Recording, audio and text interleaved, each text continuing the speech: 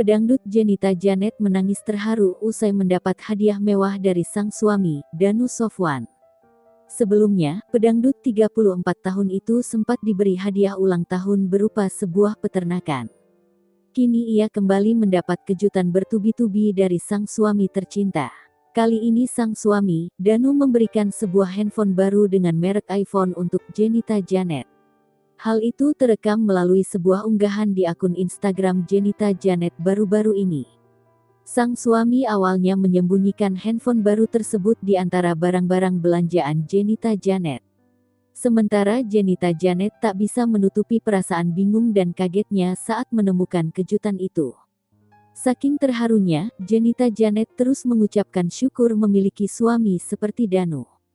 Sementara sang suami hanya cekikikan melihat wajah si biduan. "Karena aku nggak pernah mau merepotkan dan menjadi beban." Danu Sofwan mengatakan ponsel tersebut untuk Jenita Janet. Danu Sofwan memiliki alasan mengapa ia memberikan handphone. Sebab ponsel lama Jenita Janet kondisinya tak layak, namun ia tak malu menggunakannya. Pada momen yang sama, Jenita Janet yang terus menangis haru mendadak membahas soal orang tuanya.